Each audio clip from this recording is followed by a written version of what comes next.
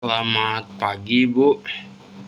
Di sini saya akan menjelaskan untuk ulangan akhir semester saya. Saya memilih topik penyebaran berita di media sosial, penyebaran berita hoax di media sosial. Yang pertama itu ada kasus yang saya pilih itu penyebaran berita di media sosial, penyebaran berita hoax di media sosial. Banyak sekali seperti kasus vaksin yang banyak orang yang langsung memberitakan bahwasanya vaksin itu berbahaya sehingga menimbulkan kepanikan terhadap masyarakat yang mendengarnya atau masyarakat yang melihat berita tersebut. Tetapi belum tentu berita tersebut bisa dibuktikan secara fakta atau belum tentu berita itu fakta begitu. Identifikasi masalah yang seharusnya yaitu ada gejala masalah.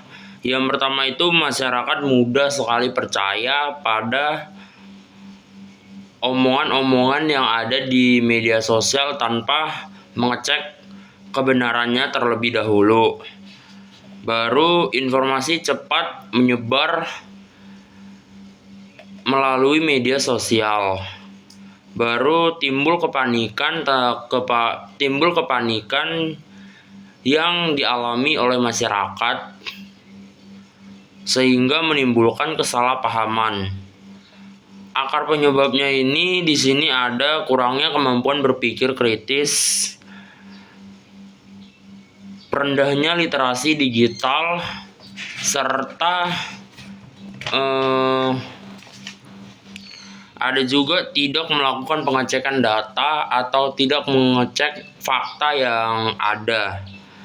Analisis penyebaran hoaxnya itu ada ingin mendapatkan perhatian. Si penyebar hoax ini ingin mendapatkan perhatian dari publik, keuntungan atau mempengaruhi opini publik. Masyarakat di sini ingin mendapatkan informasi yang lebih cepat tanpa melihat kebenaran dari informasi yang mereka dapat. Terus ada media massa di sini berkepentingan menyampaikan informasi yang benar dan menjaga kepercayaan publik. Baru di sini ada pemerintah. Pemerintah di sini menjaga ketertiban masyarakat yang melakukan penyebaran hoax. Baru ada platform media sosial di sini yang menjaga informasi yang diberikan harus berdasarkan fakta yang ada. Kalau nggak berdasarkan fakta yang ada, platform media sosial bisa menghapus informasi yang ada di media sosial tersebut. Identifikasi di sini ada yang namanya bias. Di sini ada yang namanya bias, confirmation bias, yaitu hanya mempercayai informasi yang sesuai dengan kepercayaannya sendiri tanpa melihat benar atau enggaknya informasi tersebut. Baru ada logical fallacy. Di situ ada bandwagon fallacy, menganggap informasi benar hanya karena banyak orang yang mempercayainya. Jadi di sini banyak orang yang mempercayai informasi tersebut. Jadi orang yang melihat informasi tersebut banyak yang mempercayainya. Jadi orang tersebut ikut-ikutan untuk mempercayainya tanpa melihat kebenaran dari informasi tersebut. Contohnya vaksin tersebut. Banyak orang yang mengatakan bahwasanya vaksin itu berbahaya, tapi belum ada bukti. Karena banyaknya orang yang percaya, maka si penerima informasi yang hoax ini mempercayainya tanpa melihat bukti yang ada. Baru ada di sini ada appeal to emotional, menggunakan rasa takut atau emosi agar orang percaya tanpa bukti. Di sini menggunakan rasa takut. Di vaksin tersebut contohnya penyebaran hoax yang terjadi, yang dimana vaksin ya Bu, bisa kita lihat kalau misalnya vaksin tersebut beritanya kurang bagus gitu vaksinnya, pasti kita akan merasakan rasa takut kita kenapa-napa setelah kita menggunakan vaksin tersebut. Jadi di sini appeal to emotional, mereka memberikan rasa takut agar orang percaya tanpa adanya bukti yang jelas. Baru di sini ada hasty generalization, menarik kesimpulan menarik kesimpulan hanya dari sedikit konten, hanya dari sedikit contoh maksudnya. Di sini hasty generalization ini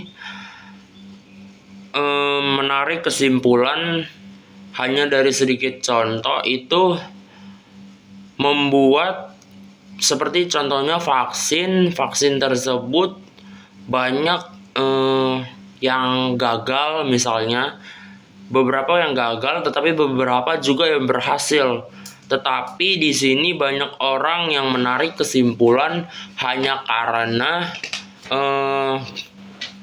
yang gagal itu, misalnya gagalnya cuma 50 orang, tetapi yang berhasil itu 1 juta orang gitu. Jadi banyak orang yang menarik kesimpulan hanya karena 50 orang ini yang gagal, sementara yang 1 juta orang yang berhasil itu tidak dijadikan contoh bahwasanya vaksin itu berhasil dan vaksin itu bagus gitu Bu. Terus ada alternatif solusi.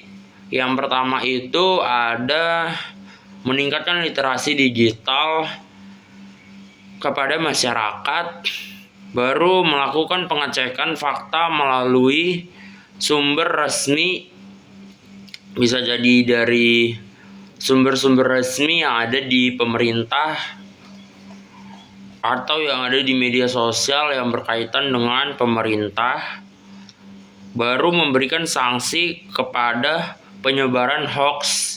Ini bisa kita buat sanksi-sanksi teguran atau sanksi-sanksi yang lainnya agar si penyebar hoax tidak menyebarkan hoax lagi. Platform media sosial memperketat sistem moderasi konten. Di sini platform media sosial juga bertanggung jawab untuk memperketat sistem yang ada di konten-konten yang menyebarkan berita-berita hoax tersebut. Terus solusi terbaik itu meningkatkan literasi digital kepada masyarakat dan membiasakan masyarakat melakukan verifikasi informasi yang harusnya kita verifikasi dulu sebelum kita percaya kepada informasi tersebut. Terus alasannya karena akar masalahnya adalah kurangnya kemampuan berpikir kritis. Jika masyarakat mampu berpikir kritis, mampu mencari fakta yang ada, pasti berkurang yang namanya penyebaran hoax. Baru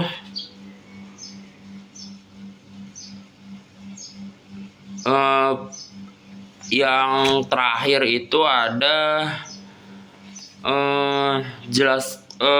perasaan yang dapat diambil dalam perspektif berpikir kritis. Itu ada yang namanya selalu memeriksa fakta dari sumber resmi, baru menggunakan logika dan bukti sebelum mengambil kesimpulan, baru berani mempertanyakan informasi yang belum terbukti kebenarannya. Terus ada bertanggung jawab saat menggunakan media sosial atau membuat konten. Jangan memberikan informasi yang belum terbukti kebenarannya, tetapi memberikan informasi yang sudah terbukti kebenarannya dan tidak menyebarkan berita hoax.